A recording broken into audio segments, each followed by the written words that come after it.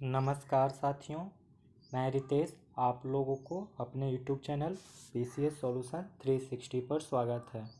तो दृष्टि का आज का प्रैक्टिस सेट संख्या 9 है। तो आइए शुरू करते हैं पहले सवाल के साथ। पहला सवाल कह रहा है कि भारतीय संविधान के अनुच्छेद 14 के तहत प्रदत्त समानता का अधिकार किस पर लागू नहीं होता है। तो आंसर हो जाएगा ई। अनुच्छेद 14 और अनुच्छेद 14 भारत के राज्य क्षेत्र के भीतर राज्य किसी व्यक्ति को कानून के समक्ष समानता या कानूनों के समान संरक्षण से वंचित नहीं करेगा। ये कह रहा है अनुच्छेद 14। अब कह रहा है कि विदेशियों और भारतीय नागरिकों दोनों पर समान रूप से लागू होता है। किस पे? विदेशी नागरिक पर और भारतीय नागरिकों पर। अनुच्छेद 14 कानून के समक्ष समानता और कानूनों के समान संरक्षण की गारंटी देता है। राष्ट्रपति, राज्यों के राज्यपाल, विदेशी संप्रभु और अन्य देशों के राजदूत उन लोगों में से हैं जो समानता के अधिकार के अपवाद हैं। कौन? विदेशी नागरिक नहीं, राष्ट्रपति, अन्य देशों के राजदूत, फिर राज्यों के राज्यपाल भी और विदेशी संप्रभु। ठीक है, इन सारे 14 से बाहर रखे गए हैं, अपवाद में हैं। रामनंदन समिति संबंधित है अन्य पिछड़ा वर्गों के बीच क्रीमी लेयर से। रामनंदन समिति संबंधित है अन्य पिछड़ा वर्ग के क्रीमी लेयर से। भारत के निम्नलिखित में से किस प्रधानमंत्री ने मंडल आयोग की नियुक्ति की थी? तो वो नियुक्ति की थी मोरारजी देसाई ने। भारत के निम्नलिखित में से किस प्रधानमंत्री ने मंडल आयोग की नियुक्ति की थी? मोरारजी देसाई ने। निम्नलिखित में से कौन से मौलिक अधिकार विदेशियों के लिए उपलब्ध नहीं हैं?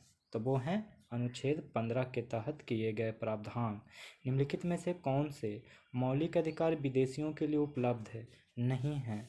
तो अनुच्छेद 15 के तहत किए गए प्रावधान। संविधान के निम्नलिखित में से किस अनुच्छेद में राज्य की परिभाषा दी गई है? तो वो दी गई है अनुच्छेद 12।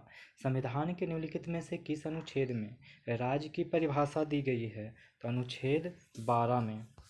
क्वेश्चन नंबर 6, संविधान के किस अनुच्छेद के अंतर्गत किसी भी धर्म के प्रचार के लिए करों के भुगतान में छूट दी गई है? तो वो दी गई है अनुच्छेद 27। संविधान के किस अनुच्छेद के अंतर्गत किसी भी धर्म के प्रचार के लिए करों के भुगतान में छूट दी गई है? तो अनुच्छेद 27। निम्नलिखित में से किन कानूनों का युग में सही सुमेलित नहीं है? तो वो है आंसर डी, गैर कानूनी गतिविधियां रोकथाम अधिनियम UAPA 2004। निम्नलिखित में से किन कानूनों का युग्म सही सुमेलित नहीं है? तो गैर कानूनी गतिविधियां रोकथाम अधिनियम, जो कि उपा के नाम से जाना जाता है, 2004 में, ये सही नहीं है। देखिए, ये वाला जो 2004 में नहीं बल्कि 1967 में हुआ था शामिल, 1967 में, इसलिए ये गलत आंसर है।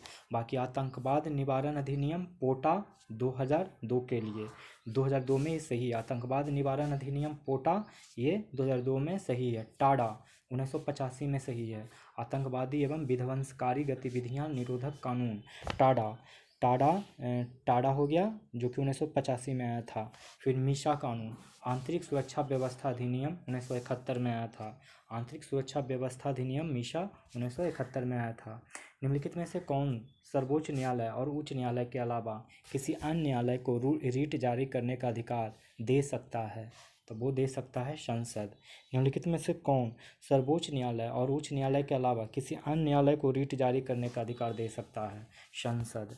अनुच्छेद 33 के तहत कानून बनाने की शक्ति प्रदान की गई है, तो वो की गई है संसद को। अनुच्छेद 33 के तहत कानून बनाने की शक्ति प्रदान की गई संसद को। पोषण के स्तर को ऊपर उठाने का राज्य कर्तव्य संबंधित है, तो वो संबंधित है अनुच्छेद 47। पोषण के स्तर को ऊपर उठाने का राज्य का कर्तव्य संबंधित है। अनुच्छेद 47।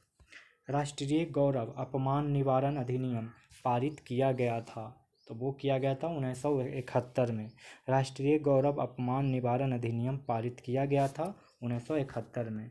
संविधान का निम्नलिखित में से कौन सा प्रावधान संसद के दोनों सदनों के साधारण बहुमत से संशोधित किया जा सकता है? तो वो किया जा सकता है ऑप्शन ई। संविधान के निम्नलिखित में से कौन सा प्रावधान संसद के दोनों सदनों के द्वारा साधारण बहुमत से संशोधित किया जा सकता है? तो ऑप्शन ई। देखिए, राजभाषा का प्रयोग, संसद में अंग्रेजी भाषा का प्रयोग, संसद में अंग्रेजी भाषा का प्रयोग, संसद में गणपूर्ति या कोरम, राज्यों में विधान परिषदों को भंग करना या उनके सृजन करना, ये सब साधारण बहुमत से संबंधित किया जा सकता है। अगला सवाल, ये 101वें संविधान संशोधन अधिनियम 2016 द्वारा निम्नलिखित में से किस अनुच्छेद में संशोधन किया गया है? तो वो अनुच्छेद 279A में 101 में संविधान संशोधन अधिनियम 2016 द्वारा निम्नलिखित में से किस अनुच्छेद में संशोधन किया गया है? तो 279A। भारतीय राज्य व्यवस्था के संदर्भ में निम्नलिखित में से कौन सी घटना सबसे पहले हुई? तो वो हुई प्रथम संविधान संशोधन अधिनियम। भारतीय राज्य व्यवस्था के संदर्भ में निम्नलिखित में से कौन सी घटना सबसे पहले हुई? प्रथम संविधान संशोधन अधिनियम। निम्नलिखित में से कि कौन सा संविधान की एकात्मक विशेषता नहीं है? तो कौन सी संविधान की एकात्मक विशेषता नहीं है? तो द्विसदनीयता। बाकी एकल नागरिकता, आपात उपबंध और एकीकृत न्यायपालिका ये एकात्मक विशेषता का उदाहरण है।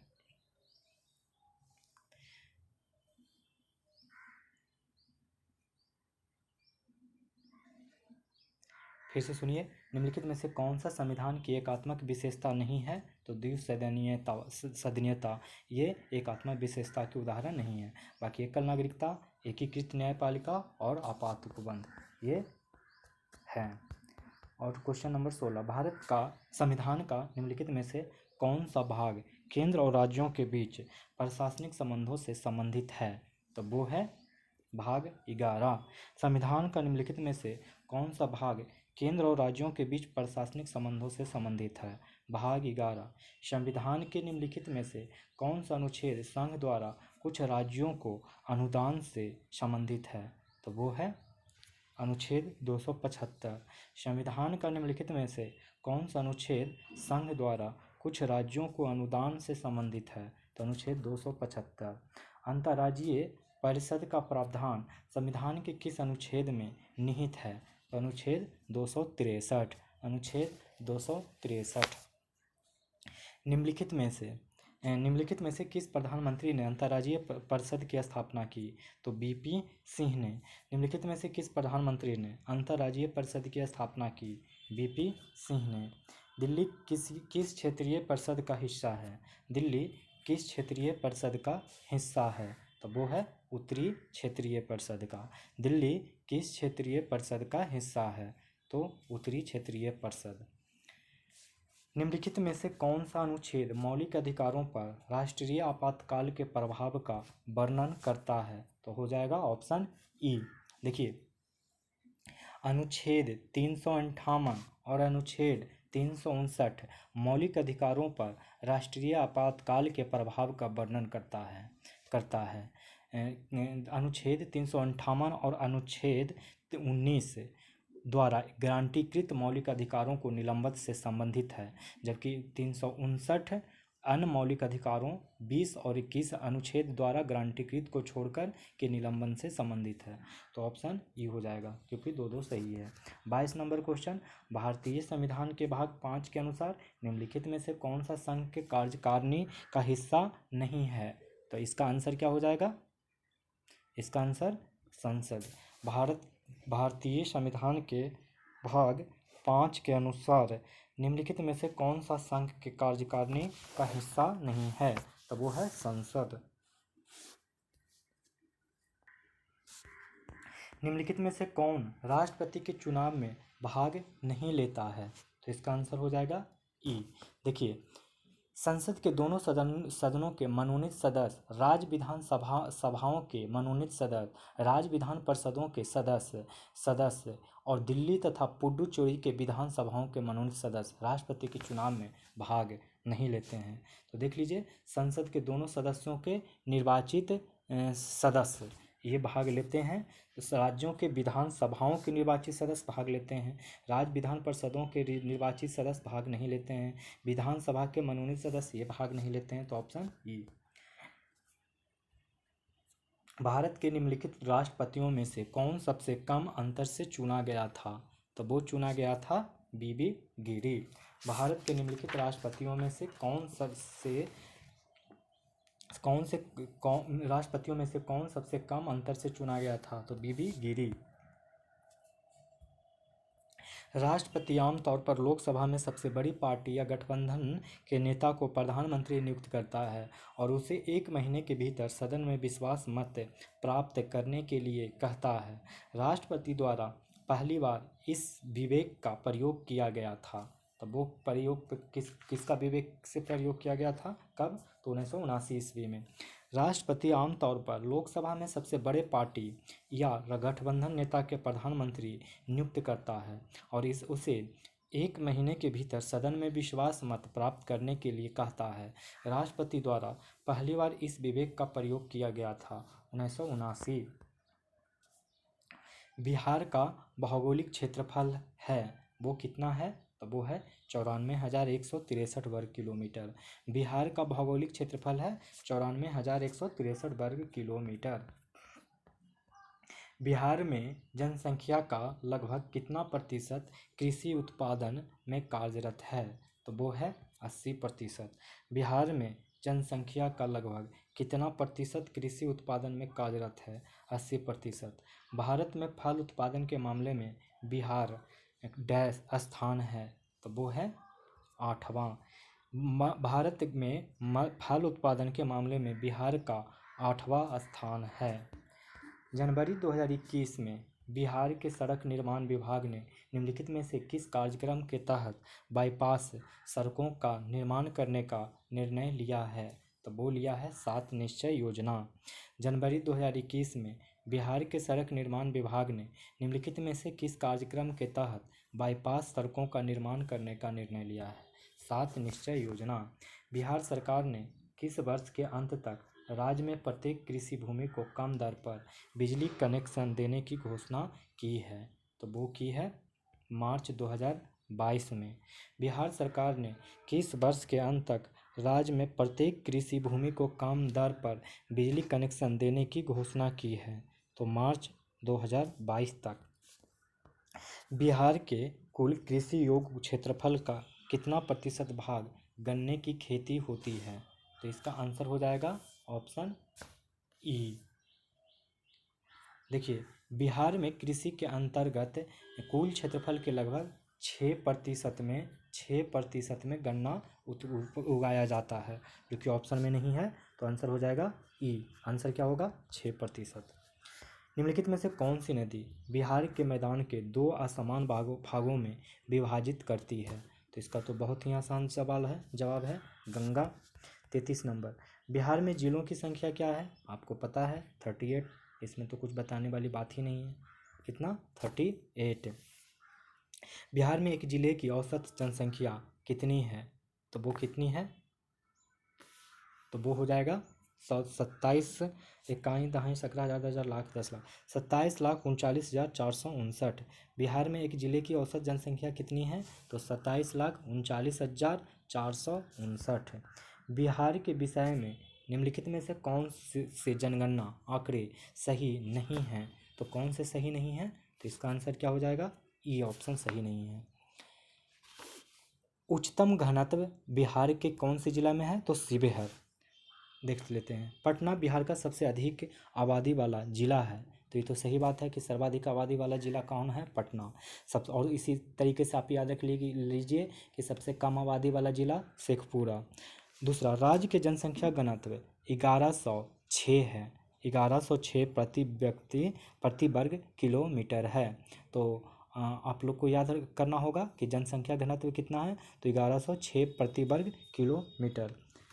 बिहार के पूर्णिया जिले में साक्षरता दर सबसे कम है, तो सबसे कम साक्षरता दर कहाँ है, तो पूर्णिया में। राज्य में प्रति 1000 पुरुषों पर महिलाओं का अनुपात 918 है, ये भी सही है। चलिए, सब सही ही है। बिहार में राष्ट्रीय उद्यानों की संख्या कितनी है, तो इसका आंसर तो आप लोग जानते होंगे, एक ही है, जो वो भी है पश्चिम चंपारण में वाल्मीकि राष्ट्रीय उद्यान। तो आंसर एक हो जाएगा। निम्नलिखित युग्मों में कौन सा सही सुमेलित नहीं है, तो सही सुमेलित कौन नहीं है देख लेते हैं। इसका भी आंसर ई हो जाएगा, क्योंकि देखिए बरेला सलीम अली बरेला सलीम अली जुबा साहनी अभ्यारण्य याद रखिएगा वैशाली में है, जो कि ऑप्शंस में नहीं है, मतलब ऑप्शंस में ये नहीं दिया, लेकिन आपको हम अपने मन से याद करवा रहे हैं। फिर याद रखिए बिहार का दूसरा अभ्यारण्य है भीम बांध अभ्यारण्य। भीम बांध अभ्यारण्य मुंगेर में है। फिर गोगाबिल पक्षी अभ्यारण्य कटिहार में है। गोगाबिल पक्षी अभ्यारण्य कहाँ है, कटिहार में है। फिर गौतम बुद्ध अभ्यारण्य कहाँ है, गया में। गौतम बुद्ध अभ्यारण्य गया में है। गौतम बुद्ध अभ्यारण्य गया में है। फिर कैमूर अभ्यारण्य कहाँ है, तो रोहतास में। कैमूर अभ्यारण्य रोहतास में। कांवर झील पक्षी अभ्यारण्य कहाँ है, तो बेगूसराय में। कांवर झील पक्षी अभ्यारण्य कहाँ है, तो बेगूसराय में। फिर याद रखिए कुशेश्वर स्थान कहाँ है, तो दरभंगा में। कुशेश्वर स्थान कहाँ है, दरभंगा में। नागी बांध पक्षी अभ्यारण्य कहाँ है, जमुई में। नकटी बांध पक्षी अभ्यारण्य कहाँ है, जमुई में। फिर राजगीर अभ्यारण्य कहाँ है, नालंदा में। फिर संजय गांधी वनस्पति उद्यान पटना में। उदयपुर अभ्यारण्य पश्चिमी चंपारण में है। तो आप कौन सा सुमेलित नहीं है, तो 2 गो सुमेलित नहीं है। आंसर हो जाएगा डी, ई ऑप्शन। बिहार में मुख्यमंत्री बालिका साइकिल योजना के तहत कक्षा में पढ़ने वाली लड़कियों को एक मुश्त 3000 की रुपया आर्थिक सहायता दी जाती है, तो वो दी जाती है 9वीं को। बिहार में मुख्यमंत्री बालिका साइकिल योजना के तहत कक्षा में पढ़ने वाली लड़कियों को एक मुश्त 3000 रुपया की आर्थिक सहायता दी जाती है 9वीं क्लास की लड़की को। निम्नलिखित में से किस दशक के दौरान बिहार ने पूरे देश में अनुसूचित जाति अनुसूचित जनजाति के बीच महिला साक्षरता को और साक्षरता में अधिकतम वृद्धि दर्ज की है, तो वो की है 2001 से 2011।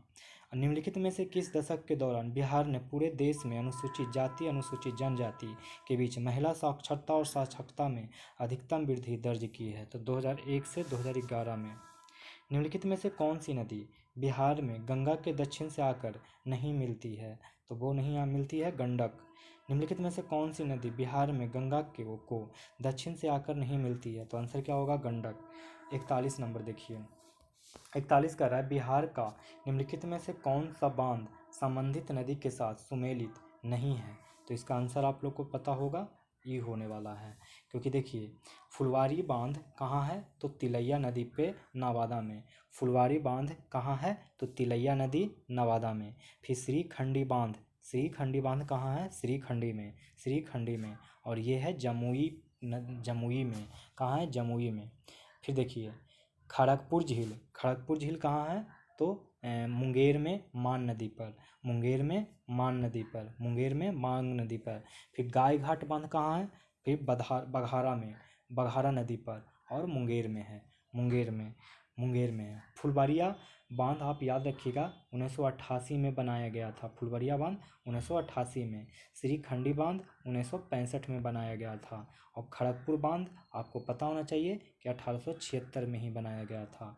और गाय घाट अभी डेट नहीं निकला है कि कब बनाया जाएगा, लेकिन प्रस्तावित है कि इसको बनाया जाएगा। पूर्वी गंडक जल विद्युत परियोजना बिहार के किस जिले में स्थित है, तो वो है पश्चिम चंपारण में।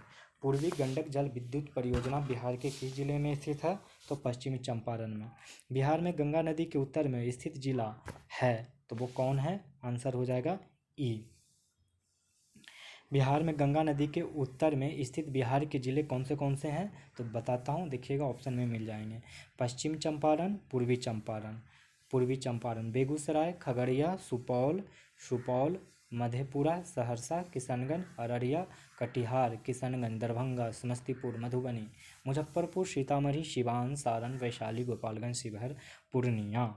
तो ये सारे आपको दिख रहा होगा, सब के सब गंगा के उत्तर साइड में ही हैं। बिहार की मृदा में कमी होती है, बिहार की मृदा में कमी होती है, सॉरी एक सेकंड, ये बक्सर जो है इस साइड, उस साइड नहीं, मैंने उत्तर में, गंगा के उस उत्तर साइड में नहीं बल्कि दक्षिण साइड में है बक्सर। अब बाकी सारे के सारे ऊपर में ही हैं। बिहार की मृदा में कमी होती है, किस चीज़ की कमी होती है, तो आंसर ई हो जाएगा। देखिए, बिहार की मृदा में फास्फोरिक एसिड, नाइट्रोजन और ह्यूमस की कमी होती है, लेकिन आमतौर पर मृदा में पोटास और चूना पर्याप्त होता है। तो बिहार की मृदा में पोटास और चूना की प्रचुर मात्रा होती है, लेकिन कमी होता है नाइट्रोजन, फास्फोरिक एसिड और ह्यूमस की। 45, बिहार का सबसे दक्षिणी जिला है, तो अगर पूछे कि बिहार का सबसे दक्षिणी जिला कौन है, तो बताइएगा गया। बिहार का सबसे दक्षिणी जिला गया। बिहार की भौगोलिक सीमा के संदर्भ में निम्नलिखित युग्मों में से कौन से युग्म सुमेलित नहीं है, तो वो आंसर हो जाएगा ई। देखिए, बिहार उत्तर में नेपाल, दक्षिण में झारखंड, पूरब में पश्चिम बंगाल और पश्चिम में उत्तर प्रदेश के साथ भौगोलिक सीमा साझा करती है। तो आंसर उत्तर में तिब्बत, जो कि गलत है, नेपाल। उत्तर में नेपाल, दक्षिण में झारखंड, ये सही है। पूरब में पश्चिम बंगाल, पश्चिम में उत्तर प्रदेश, ठीक है। दक्षिण बिहार के मैदानों में निम्नलिखित में से कौन शामिल है, तो वो शामिल ऑप्शन ई हो जाएगा। देखिए, दक्षिण बिहार के मैदान में शामिल हैं शाहाबाद के मैदान, मध्य दक्षिण बिहार का मैदान, ताल क्षेत्र, किउल के मैदान, चंदन के मैदान। तो ये दोनों सही है, बाकी गलत है। क्षेत्रफल की दृष्टि से बिहार का सबसे छोटा जिला कौन है, तो वो है शिवहर। क्षेत्रफल की दृष्टि से बिहार का सबसे छोटा जिला कौन है, तो शिवहर। 49 नंबर क्वेश्चन, किस नदी को समानतः बिहार का शोक कहा जाता है, तो कोसी को बिहार का शोक कहा जाता है। बिहार में पाई जाने वाली धारवाड़ की चट्टानों के बारे में निम्नलिखित में से कौन सा कथन सही नहीं है, तो सही नहीं कथन पूछ रहा है, मैंने गलत कथन कौन है, तो गलत कथन हो जाएगा कि ये सबसे पुरानी चट्टानों में से एक है। देखिए, ये गलत बोल रहा है क्योंकि धारवाड़ की चट्टान जो है पुरानी नहीं बल्कि सबसे युवा चट्टानों में से एक है। ये चट्टानें जो हैं प्री कैम्ब्रियन युग की है, जिसमें चट्टानों का निर्माण कायांतरित शैलों के रूप में हुआ था। ये मोटे, मध्यम और महीन बनावट वाले होते हैं, इसलिए ये ऑप्शन ए गलत होगा, इसलिए आंसर हमारा ए हो जाएगा। बाकी जो ये तीनों देख रहे हैं ये सारे के सारे सही हैं। आइए मैं सुना देता हूँ धारवाड़ चट्टान के बारे में। पहला तो आप जान गए कि ये पुरानी चट्टान नहीं बल्कि युवा चट्टानों में से एक है, कौन, धारवाड़ की चट्टान। दूसरा पॉइंट आप याद रखेंगे धारवाड़ की चट्टान से कि आर्कियन, तलछट, क्वार्टजाइट, फाइलाइट, नाइस, सिस्ट और स्लेट धारवाड़ समूह के चट्टान हैं। आर्कियन, तलछट, क्वार्टजाइट, फाइलाइट, नाइस, सिस्ट और स्लेट धारवाड़ समूह की चट्टानें हैं। तीसरा, ये चट्टानें बिहार के दक्षिण पूर्व भाग में पाई जाती है। ये चट्टानें किधर पाई जाती है, तो बिहार के दक्षिण पूर्व भाग में। धारवाड़ की चट्टानों में अभ्रक सिस्ट का वर्चस्व है। धारवाड़ की चट्टानों में किसका वर्चस्व है, तो अभ्रक और सिस्ट का।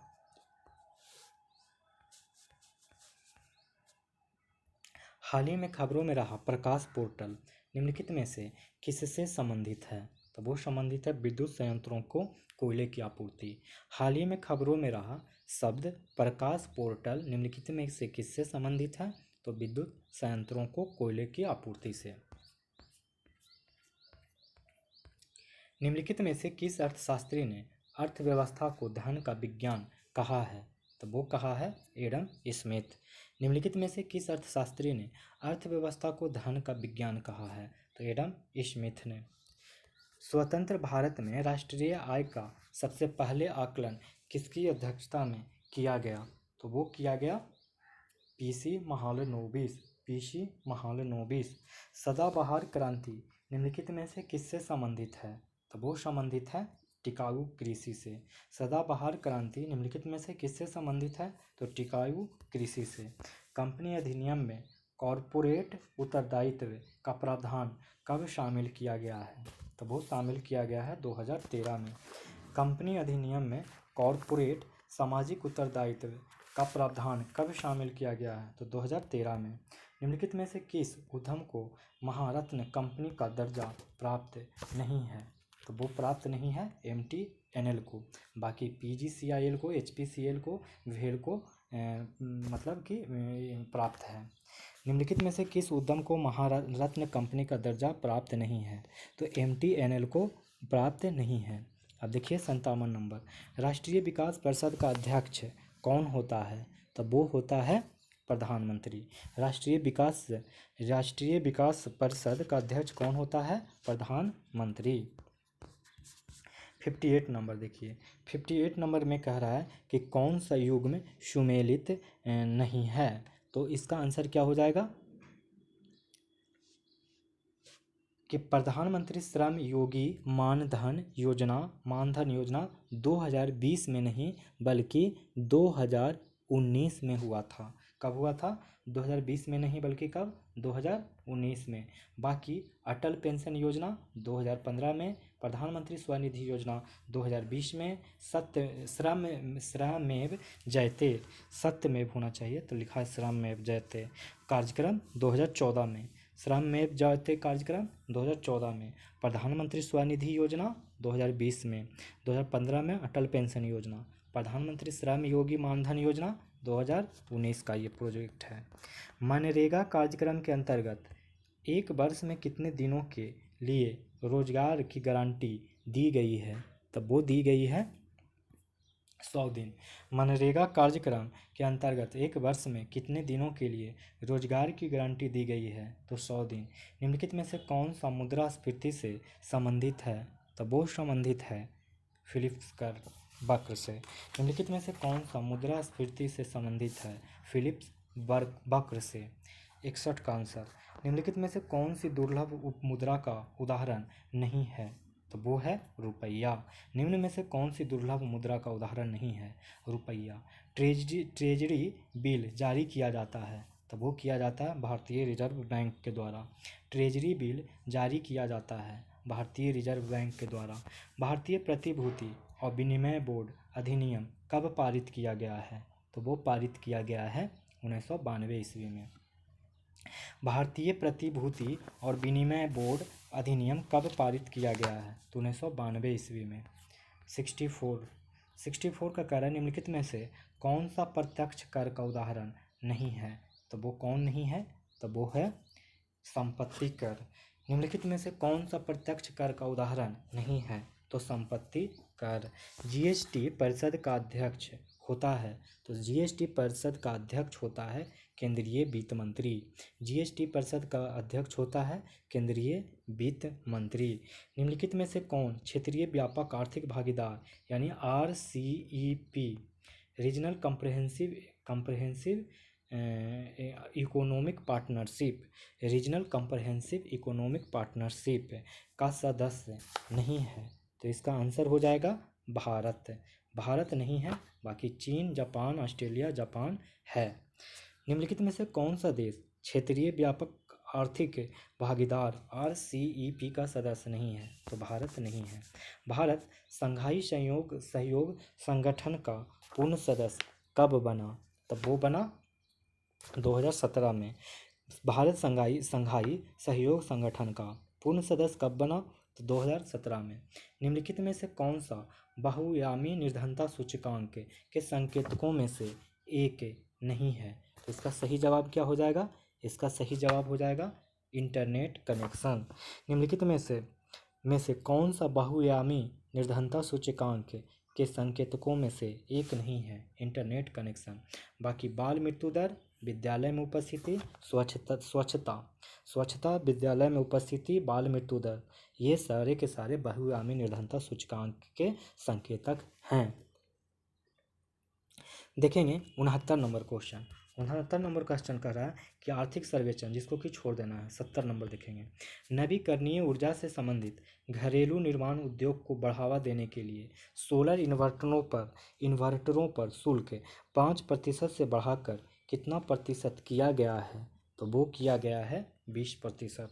नवीकरणीय ऊर्जा से संबंधित घरेलू निर्माण उद्योग को बढ़ावा देने के लिए सोलर इन्वर्टरों में पर शुल्क 5% से बढ़ाकर कितना प्रतिशत किया गया है? तो 20%। इसको छोड़ देंगे 71 का। 72 सरकार की राजस्व प्राप्तियों में निम्नलिखित में से क्या शामिल नहीं है? तो वो क्या शामिल नहीं है? तो आंतरिक बाजार उधारी। सरकार के राजस्व प्राप्तियों में निम्नलिखित में से क्या शामिल नहीं है? तो आंतरिक बाजार उधारी। निम्नलिखित में से किसे समष्टि अर्थशास्त्र का जनक माना जाता है? तो वो माना जाता है John Maynard Keynes. John Maynard Keynes. निम्नलिखित में से किसे समष्टि अर्थशास्त्र का जनक माना जाता है? तो जॉन मेनार्ड केन्स। 74 नंबर विश्व में सबसे बड़ा कपास निर्यातक देश कौन है? तो वो कौन है? तो वो है चीन। विश्व का सबसे बड़ा कपास निर्यातक देश कौन है? चीन। चीन के बाद नंबर आता है यूएसए का, और यूएसए के बाद नंबर आता है भारत का, इंडिया का। आप ये 3 भी याद रख लें। और चौथा नंबर पे वियतनाम, 5वां पे ब्राज़ील। तो चीन, अमेरिका और इंडिया आप याद रखेंगे सबसे बड़े कपास निर्यातक देश के रूप में। थोक मूल्य सूचकांक जारी किया जाता है, किसके द्वारा जारी किया जाता है? तो वो किया जाता है वाणिज्य और उद्योग मंत्रालय द्वारा। थोक मूल्य सूचकांक जारी किया जाता है वाणिज्य और उद्योग मंत्रालय द्वारा। देखेंगे क्वेश्चन नंबर 76। हाल ही में इजराइल के नए प्रधानमंत्री बने हैं, कौन? तो नफ्ताली बेनेट। भारत को वह राज्य जिसे एनीमिया मुक्त भारत सूचकांक की 2020-21 की रिपोर्ट में शीर्ष स्थान प्राप्त हुए हैं। वैसे ये क्वेश्चन की ज़रूरत तो नहीं है, लेकिन फिर भी जान लीजिए, मध्य प्रदेश। हाल ही में जारी global report on food crisis के अनुसार 2020 में खाद्य असुरक्षा से प्रभावित जनसंख्या है, तो वो कितना है? तो वो है 147 मिलियन। हाल ही में जारी global report on food crisis के अनुसार 2020 में खाद्य सुरक्षा से प्रभावित जनसंख्या है 147 मिलियन। हाल ही में G20 स्वास्थ्य शिखर सम्मेलन की मेजबानी किस देश ने की है? तो वो की है इटली ने। हाल ही में G20 शिखर सम्मेलन जो कि स्वास्थ्य के लिए हुआ था, कि मेजबानी किस देश ने की? तो इटली ने। हाल ही में यूनेस्को की विश्व धरोहर स्थली की संभावित सूची में शामिल भारत के 6 स्थलों में निम्नलिखित में से कौन से स्थल हैं? तो वो कौन से स्थल शामिल हैं? तो 80 का आंसर ई होने जा रहा है। कि देखिए कौन से स्थल शामिल हैं। तो वाराणसी के गंगा घाट शामिल हैं, वाराणसी का गंगा घाट शामिल है। फिर तमिलनाडु में कांचीपुरम के मंदिर शामिल है, कांचीपुरम में के मंदिर शामिल है तमिलनाडु में। फिर है मध्य प्रदेश में सतपुरा टाइगर रिजर्व है। सतपुरा टाइगर रिजर्व कहाँ है? तो मध्य प्रदेश में है। दिल्ली का फिर लाल किला है, दिल्ली का लाल किला है। मराठा सैन्य वास्तुकला हीरे बेंकल में गालित साइड, मध्य प्रदेश में नर्मदा घाटी की भेड़ाघाट लेम्हा हाट है। तो ये वाला शामिल नहीं है, बाकी ये तीनों ही शामिल हैं। तो आंसर ई हो जाएगा। 81 पढ़ेंगे और आंसर जानेंगे कि आयुष्मान भारत योजना को लागू करने के लिए हाल ही में राष्ट्रीय स्वास्थ्य प्राधिकरण ने किस राज्य के साथ समझौता ज्ञापन पर हस्ताक्षर किया है? तो वो किया है, आंसर हो जाएगा तेलंगाना। आयुष्मान भारत योजना को लागू करने के लिए हाल ही में राष्ट्रीय स्वास्थ्य प्राधिकरण ने किस राज्य के साथ समझौता ज्ञापन पर हस्ताक्षर किया? तो तेलंगाना। हाल ही में यूरेनियम के सबसे हल्के यूरेनियम 214 की खोज किस देश के वैज्ञानिकों ने किया? तो वो किया था चीन। हाल ही में यूरेनियम के सबसे हल्के रूप यूरेनियम 214 की खोज किस देश के वैज्ञानिकों ने किया? तो चीन। 83 का आंसर देखते हैं। हाल ही में जनजातीय मामलों के मंत्रालय ने एकलव्य मॉडल आवासीय विद्यालयों और आश्रम जैसे स्कूलों के लिए किस अंतर्राष्ट्रीय कंपनी के साथ समझौता किया है? तो माइक्रोसॉफ्ट कंपनी। हाल ही में जनजातीय मामलों के मंत्रालय ने एकलव्य मॉडल आवासीय विद्यालय और आश्रम जैसे स्कूलों के लिए किस अंतर्राष्ट्रीय कंपनी के साथ समझौता किया है?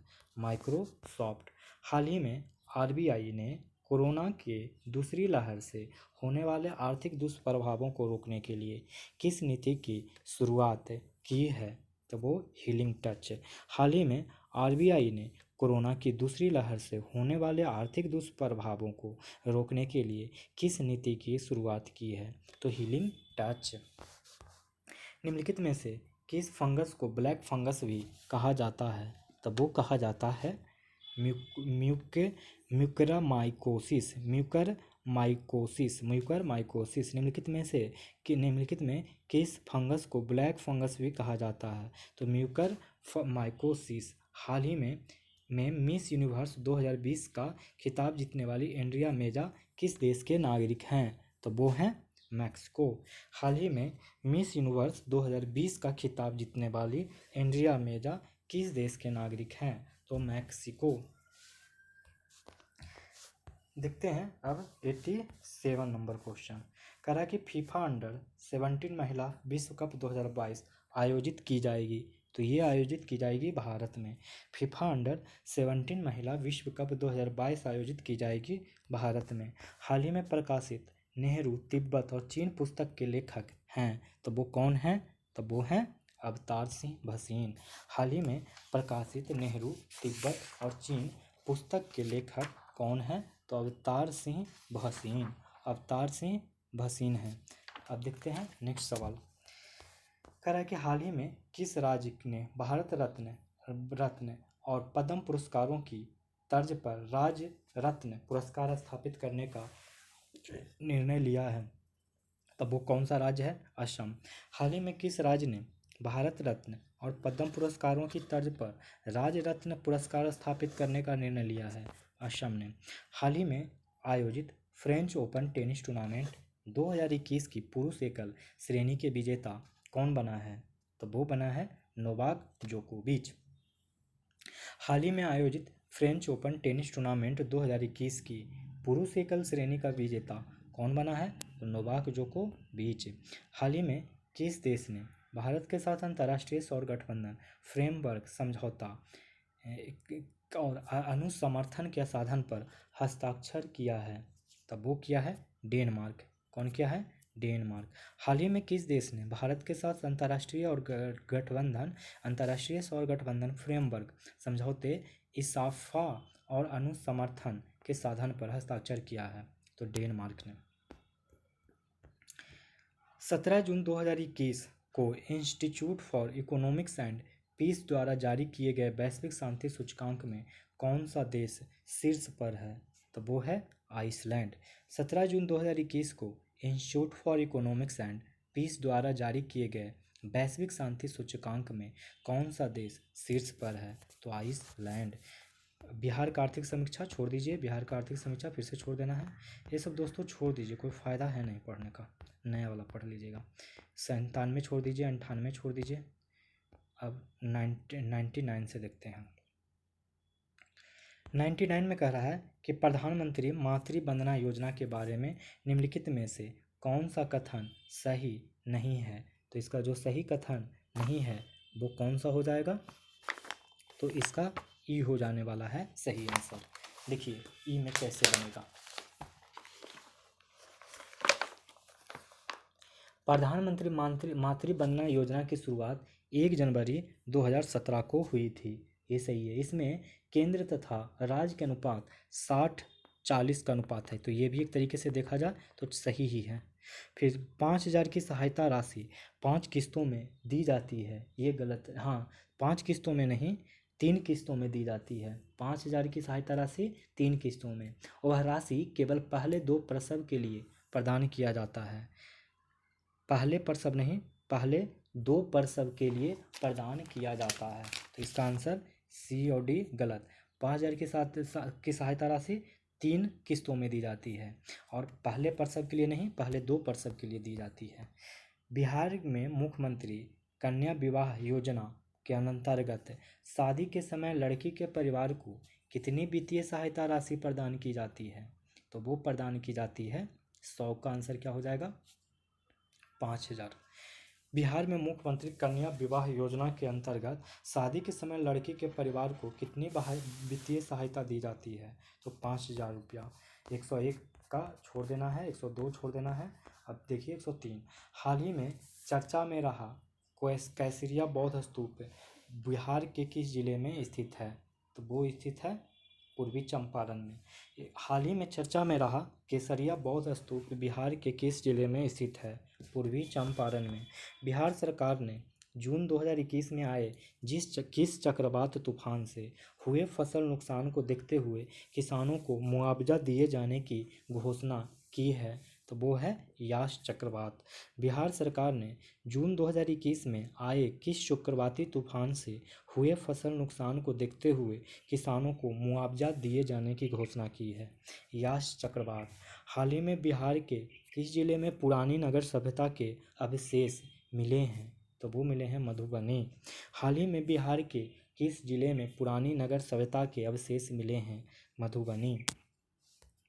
जून 2021 के अनुसार जारी नवीनतम आंकड़ों के अनुसार मशरूम के उत्पादन में बिहार को देश में कौन सा स्थान प्राप्त हुआ है? तो तीसरा। जून 2021 के अनुसार जारी नवीनतम आंकड़ों के अनुसार मशरूम के उत्पादन में बिहार के देश में कौन सा स्थान प्राप्त हुआ है? तीसरा। बिहार के किस रेलवे स्टेशन को लक्ष्मेश्वर विलास पैलेस के रूप में विकसित करने का निर्णय लिया गया है? तो वो लिया गया है दरभंगा। बिहार के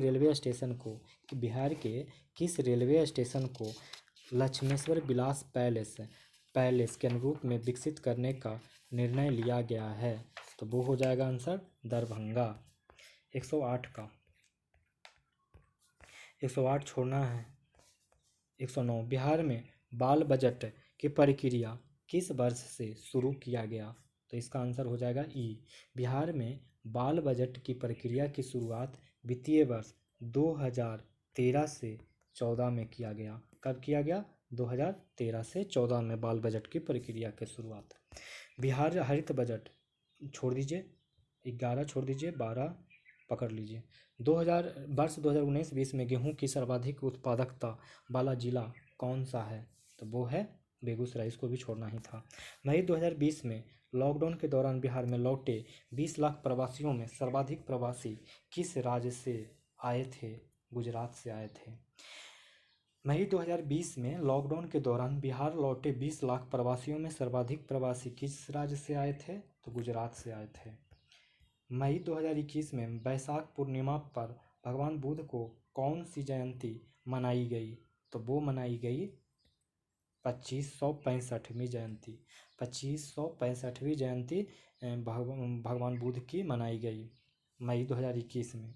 बिहार सरकार ने कोविड-19 मृत्यु होने पर परिजनों को कितनी सहायता राशि देने की घोषणा की है? तो वो इसका आंसर क्या हो जाएगा? ई। देखिए 4 लाख रुपये देने की बात किया गया है और ये ऑप्शन में है ही नहीं, इसलिए आंसर कितना हो जाएगा? ई। कितना लाख? 4 लाख रुपया। बिहार में मुख्यमंत्री महिला उद्यमी योजना की शुरुआत कब हुई थी? तो वो हुई थी 1 जून 2021 को। बिहार में मुख्यमंत्री महिला उद्यमी योजना की शुरुआत कब हुई? तो 1 जून 2021। मुख्यमंत्री महिला उद्यमी योजना के संबंध में निम्नलिखित में से कौन सा कथन सही नहीं है? तो इसका आंसर हो जाएगा ई। आंसर क्या हो जाएगा दोस्तों? ई। देखिए पहला कह रहा है कि इस योजना के अंतर्गत महिलाओं के द्वारा नए उद्यमी की स्थापना 5 लाख अनुदान प्रदान किया जाएगा। इसमें आंसर देख लीजिए क्या होगा कि कुल 10 लाख रुपया नए उद्यमियों की स्थापना के लिए प्रदान किए जाएंगे, जिसमें 5 लाख अनुदान के रूप में तथा 5 लाख ब्याज मुक्त राशि जिसे 84 समान किस्तों में अदा करना होगा। और इसकी आयु सीमा रखी गई थी 18 से 50 वर्ष तक का। कब से कब तक? 18 से 50 वर्ष तक। इस योजना के पात्र हेतु न्यूनतम शैक्षणिक योग्यता स्नातक उत्तीर्ण रखा गया था। ये गलत है क्योंकि 18 वर्ष में कोई भी सोच लीजिए कि ग्रेजुएशन नहीं कर पाएगा, तो 10+2 ही रखा गया था। आप याद रख लेंगे। कब से कब तक मतलब इंसान रहना चाहिए, तो 18 से 50। अनुदान राशि का भुगतान 60 समान किस्तों में अदा करना होगा। ये भी दोस्तों गलत है, तो बी और सी दोस्तों गलत है, तो आंसर हो जाएगा ई। इसीलिए इसमें 60 किस्त में नहीं बल्कि 84 किस्तों में जमा करना है। चयन के उपरांत लाभार्थियों को प्रशिक्षण के लिए प्रति इकाई 25,000 की व्यवस्था थी। तो कितना व्यवस्था थी? केवल बिहार के स्थायी निवासी के लिए ही ये था।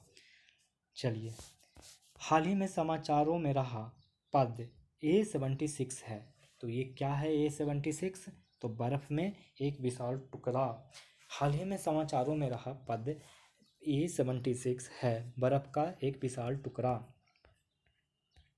119 नंबर क्वेश्चन देखते हैं कि ऑपरेशन समुद्र सेतु 2 के तहत निम्नलिखित में से कौन सा भारतीय नौसेना जहाज को तैनात नहीं किया गया था?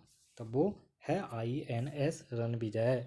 ऑपरेशन समुद्र सेतु 2 के तहत निम्नलिखित में से कौन सा भारतीय नौसेना जहाज को तैनात नहीं किया गया था? तो INS रणविजय।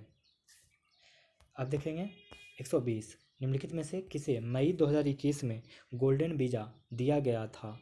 तो वो दिया गया था संजय दत्त को। निम्नलिखित में से किसे मई 2021 में गोल्डन वीज़ा दिया गया था? Sanjay Dutt. Protect planet report 2020 किसके द्वारा जारी की गई थी? तो वो जारी की गई थी option E, protect planet report 2020 UNEP world conservation monitoring centre UNPWCMC और IUCN द्वारा एक वैश्विक गैर लाभकारी नेशनल ज्योग्राफिक सोसाइटी के समर्थन से जारी की गई थी। कौन कौन किया था? तो यूएनईपी और कौन? और IUCN ने मिलकर किया था। तो आंसर ई। 21 मई 2021 को सेवा मुक्त किया गया भारतीय नौसेना का पहला विध्वंसक था। तो वो कौन था पहला विध्वंसक? तो वो था INS राजपूत। 21 मई 2021 को सेवा मुक्त किया गया भारतीय नौसेना का पहला विध्वंसक था INS राजपूत। हाल ही में व्यापक रूप से समाचारों में रहा इकोवास क्या है? तो इकोवास क्या है? तो पश्चिम अफ्रीका में स्थित देशों का एक राजनीतिक और आर्थिक संघ। हाल ही में व्यापक रूप से समाचारों में रहा इकोवास क्या है? पश्चिम अफ्रीका में स्थित देशों का एक राजनीतिक और आर्थिक संघ। गोवा किस दिन अपना स्थापना दिवस मनाता है? तो वो मनाता है 30 मई को।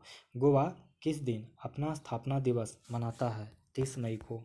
पूजा रानी ने एशियाई मुक्केबाजी चैंपियनशिप में 75 किलोग्राम महिला वर्ग में स्वर्ण पदक जीता था। तो वो जीता था दुबई में। पूजा रानी ने एशियाई मुक्केबाजी चैंपियनशिप में 75 किलोग्राम महिला वर्ग में स्वर्ण पदक जीता, तो दुबई में। सावरकर एक कॉन्स्टेड लीगेसी नामक पुस्तक किसने लिखी जो जुलाई 2021 में रिलीज होगी? तो वो लिखी थी विक्रम संपत ने। सावरकर एक कॉन्टेस्टेड लीगेसी 1924 से 66 तक नामक पुस्तक किसने लिखी जो जुलाई 2021 में रिलीज होगी? तो विक्रम संपत। निम्नलिखित में से किसने एरो इंजन के लिए नियर आइसोथर्मल फोर्जिंग तकनीक विकसित की है? तो वो विकसित की है DRDO ने। निम्नलिखित में से किसने एरो इंजन के लिए नियर आइसोथर्मल फोर्जिंग तकनीक विकसित की है? तो DRDO ने। निम्नलिखित में से किसे मई 2021 में अंतर्राष्ट्रीय नारकोटिक्स कंट्रोल बोर्ड के अध्यक्ष के रूप में चुना गया था? तो किनको चुना गया था? तो ये चुना गया था जगजीत पवाडिया को। निम्नलिखित में से किसे मई 2021 में अंतर्राष्ट्रीय नारकोटिक्स कंट्रोल बोर्ड के अध्यक्ष के रूप में चुना गया था? जगजीत पवाडिया को। अनातोले कोलिनेट माकोसो को किस देश के प्रधानमंत्री नियुक्त किया गया है? तो वो नियुक्त किया गया है कांगो गणराज्य। अनातोले कोलिनेट माकोसो को किस देश के प्रधानमंत्री द्वारा नियुक्त किया गया है? तो कॉन्गो गणराज्य। देखते हैं 130 नंबर क्वेश्चन। भारत में किस राज्य सरकार ने मुख्यमंत्री वात्सल्य योजना शुरू की है? तो वो शुरू की है ऑप्शन ई। इसका सही आंसर हो जाएगा उत्तराखंड। सही आंसर क्या हो जाएगा? उत्तराखंड। तो कौन से राज्य सरकार ने मुख्यमंत्री वात्सल्य योजना शुरू किया है? तो उत्तराखंड। मई 2021 में विदेश मंत्री डॉक्टर एस जयशंकर ने किस देश में नया प्रशासन लागू होने के बाद पहली बार व्यक्तिगत रूप से दौरा किया है? तो इसका सही जवाब हो जाएगा संयुक्त राज्य अमेरिका ने। संयुक्त राज्य अमेरिका ने मई 2021 में विदेश मंत्री डॉक्टर एस जयशंकर ने किस देश में नया प्रशासन लागू होने के बाद पहली बार व्यक्तिगत रूप से दौरा किया? तो संयुक्त राज्य अमेरिका। सीमूर्ग निम्नलिखित में से किस देश का सबसे शक्तिशाली सुपर कंप्यूटर है जिसे मई 2021 में लॉन्च किया गया था? तो वो किया गया है ईरान। सीमूर्ग निम्नलिखित में से किस देश का सबसे शक्तिशाली सुपर कंप्यूटर है जिसे मई 2021 में लॉन्च किया गया था? तो ईरान। बिहार का पहला ट्रांसजेंडर शेल्टर स्थित है? तो वो स्थित है खगौल। बिहार का पहला ट्रांसजेंडर शेल्टर स्थित है खगौल।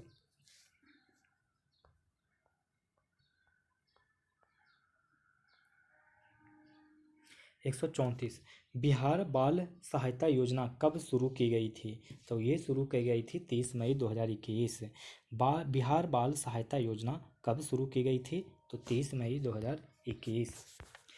विश्व पर्यावरण दिवस 2021 पर बिहार सरकार ने निम्नलिखित में से कौन सी योजना शुरू की? तो ये की कृषि वानिकी योजना। विश्व पर्यावरण दिवस 2021 में बिहार सरकार ने निम्नलिखित में से कौन सी योजना शुरू की? तो कृषि वानिकी योजना। बिहार के किस जिले ने इको एग्रीकल्चर अवार्ड 2021 जीता है? तो ये जीता है रोहतास ने। बिहार के किस जिले ने इको एग्रीकल्चर अवार्ड 2021 जीता है? रोहतास ने। निम्नलिखित में से किसने तेजस के निर्माण में प्रमुख भूमिका निभाई है? तो डॉक्टर मानस बिहारी वर्मा ने। डॉक्टर मानस बिहारी वर्मा ने। निम्नलिखित में से किसने तेजस के निर्माण में प्रमुख भूमिका निभाई है? डॉक्टर मानस बिहारी वर्मा। भारत के पहले एग्री हैकाथॉन के बारे में निम्नलिखित में से कौन सा कथन सही नहीं है? तो मैंने गलत कथन को पूछ रहा है, तो इसका आंसर बी हो जाएगा। उद्घाटन का स्थान बांका था। भारत के पहले एग्री हैकाथॉन के बारे में निम्नलिखित में से कौन सा कथन सही नहीं है? तो उद्घाटन का स्थान बांका था। नीति आयोग के एसडीजी इंडिया इंडेक्स रिपोर्ट 2020-21 के अनुसार केरल इस सूची में सबसे ऊपर है। निम्नलिखित में से कौन सा राज्य सूची में सबसे नीचे है? तो इसका सही जवाब क्या हो जाएगा? बिहार। नीति आयोग के एसडीजी इंडिया इंडेक्स रिपोर्ट 2020-21 के अनुसार केरल इस सूची में सबसे ऊपर है। निम्नलिखित में से कौन सा राज्य सूची में सबसे नीचे है? तो बिहार। 140 बिहार के सुपौल जिले में 130.1 मेगावाट की दगमारा जल विद्युत परियोजना के बारे में निम्नलिखित में से कौन सा कथन सही नहीं है? तो इसका आंसर होने जा रहा है ऑप्शन ई। देखते हैं, इसका पढ़ के सुनाता हूँ। कह रहा है कि एनएचपीसी लिमिटेड और Bihar state power holding company ने भारत के बिहार राज्य के सुपौल जिलों के भीतर 130.1 मेगावाट के डगमारा जल विद्युत परियोजना के कार्यान्वयन के लिए एक समझौता ज्ञापन पर हस्ताक्षर किया है। कोसी नदी पर परियोजना को लागू करने के लिए national hydro electric power corporation NHPC और Bihar state hydro electric power corporation BSHPC के बीच एक समझौता पर हस्ताक्षर किया गया। ये समझौता हुआ था 14 जून 2021 को। तो ये तो हो गया सुपौल जिले में। अब देखिए दूसरा, एएमयू पर वस्तुतः विश्वजीत बसु एनएचपीसी के निदेशक और आलोक कुमार बीएसएचपीसी के प्रबंध निदेशक द्वारा हस्ताक्षर किए हैं।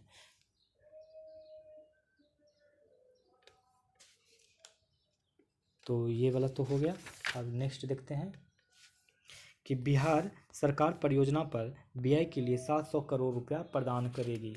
तो कितना? ये बात भी सही है। यह परियोजना एनएचपीसी के स्वामित्व में रहेगा। तो ये चारों ही कथन सही है। देखते हैं 141 नंबर। 141 कह रहा है कि निम्नलिखित में से कौन आई फैमिलिया की मुख्य भूमिका में है। तो डीएनए के उपयोग से लापता या अज्ञात व्यक्तियों की पहचान करना। निम्नलिखित में से कौन आई फैमिलिया की मुख्य भूमिका है। तो डीएनए का उपयोग से लापता या अज्ञात व्यक्तियों की पहचान करना। मेगा फूड पार्क योजना के बारे में निम्नलिखित में से कौन सा कथन सही नहीं है। तो जो सही कथन नहीं है वो आंसर ई हो जाएगा। देखिए, वर्तमान में इसके 22 मेगा फूड पार्क अगर पूछते हैं तो 22 गो मेगा फूड पार्क चल रहा है। यह भारत सरकार के स्वमेक इन इंडिया और आत्मनिर्भर भारत विजन के साथ विश्वसनीय है। यह योजना 2008-9 में शुरू की गई। तो 22 मेगा फूड चल रहा है, ये दोनों सही है। खाद्य प्रसंस्करण उद्योग मंत्रालय इस योजना को पूरे देश में लागू किया जा रहा है। हाल ही में केंद्रीय खाद्य प्रसंस्करण उद्योग नरेंद्र सिंह तोमर ने छत्तीसगढ़ में Indus based mega food park का उद्घाटन किया है। तो ये बात भी सही है। तो ये चारों ही पॉइंट सही हैं। देख लीजिए मेगा फूड पार्क योजना में कौन सी बातें सही है। तो इसमें सारे के सारे सही हैं, इसलिए ऑप्शन हमारा ई हो जाएगा। देख लीजिए पहला पॉइंट, हाल ही में केंद्रीय खाद्य प्रसंस्करण उद्योग मंत्री नरेंद्र सिंह तोमर ने छत्तीसगढ़ में बेस्ड मेगा फूड पार्क का induce based mega food park का उद्घाटन किया है। यह योजना 2008-9 में ही शुरू किया गया था। खाद्य प्रसंस्करण उद्योग मंत्रालय इस योजना को पूरा देश में लागू कर रहा है। देश में 22 मेगा फूड पार्क चालू हैं। 143, हाल ही में दुनिया का पहला आर्टिफिशियल इंटेलिजेंस युक्त शिप का नाम है। तो वो है मेफलर 400। हाल ही में बना दुनिया का पहला आर्टिफिशियल इंटेलिजेंस युक्त शिप का नाम है। तो मेफलर 400। हाल ही में प्रसिद्ध डार्विन का मेहराब प्राकृतिक रूप से ढह गया। यह किस द्वीप समूह में स्थित है। तो गैलापागोस द्वीप समूह में। हाल ही में प्रसिद्ध डार्विन का मेहराब प्राकृतिक रूप से ढह गया। यह किस द्वीप समूह में स्थित है। तो गैलापागोस द्वीप समूह। भारत सरकार ने नीति आयोग के निम्नलिखित में से किस सीईओ का कार्यकाल बढ़ाया है। तो अमिताभ कांत। भारत सरकार ने नीति आयोग के निम्नलिखित में से किस सीईओ का कार्यकाल बढ़ाया है। अमिताभ कांत। हाल ही में किस संस्थान ने कोविड रोधी दवा 2DG बनाई है। तो इसके बारे में बहुत हाईलाइट हुआ था, आप लोग को पता होगा, DRDO यानी रक्षा अनुसंधान और विकास संगठन। हाल ही में किस संस्थान ने कोविड रोधी दवा 2DG बनाई। तो रक्षा अनुसंधान और विकास संगठन यानी DRDO ने। Believe wild life and cricket taught me किस पूर्वीय भारतीय क्रिकेटर की आत्मकथा है। तो Suresh Raina. Believe wild life and cricket taught me किस पूर्व भारतीय क्रिकेटर की आत्मकथा है। सुरेश रैना की। भारतीय मूल की वह महिला पत्रकार जिन्हें हाल ही में इंटरनेशनल रिपोर्टिंग के लिए पुलित्जर पुरस्कार 2021 से सम्मानित किया। तो मेघा राजगोपालन। भारतीय मूल की वह महिला पत्रकार जिन्हें हाल ही में इंटरनेशनल रिपोर्टिंग के लिए पुलित्जर पुरस्कार 2021 से सम्मानित किया गया। तो मेघा राजगोपालन। देखते हैं 149 नंबर क्वेश्चन। जून 2021 में पेट्रोलियम और प्राकृतिक गैस नियामक बोर्ड के अध्यक्ष के रूप में किसे नियुक्त किया गया था। तो ये किया गया था संजीव नंदन सहाय को। जून 2021 में पेट्रोलियम और प्राकृतिक गैस नियामक बोर्ड के अध्यक्ष के रूप में किसे नियुक्त किया गया था। संजीव नंदन सहाय। बिहार कृषि विश्वविद्यालय में निम्नलिखित में से किस फल को अनूठी किस्म विकसित की है। तो वो की है अमरूद। बिहार कृषि विश्वविद्यालय ने निम्नलिखित में से किस फल की अनूठी किस्म विकसित की है। तो अमरूद। तो इस तरीके से दोस्तों ये सेट संख्या 9 भी ख़त्म हो गया। तो बहुत ही जल्द आपको सेट 10 भी मिल जाएंगे। इस तरीके से 15 सेट हैं, तो मैं 6 सेट और इसको करवा दूंगा तो फिर ख़त्म हो जाएगा। फिर परफेक्शन IAS और एडिटोरिया का न्यू बुक ख़त्म करवाऊंगा। तो अब आप लोग से मैं विदा लूँगा इस उम्मीद के साथ कि आप लोग अपने चरित्र को इस प्रकार बनाएंगे कि महिलाएं आपके साथ होने से सुरक्षित महसूस करेगी। साथ ही साथ आप मेरे वीडियो को पसंद आ रहा हो तो लाइक करेंगे और चैनल पे नए हों तो सब्सक्राइब करें और अपने दोस्तों को भी शेयर करें। धन्यवाद।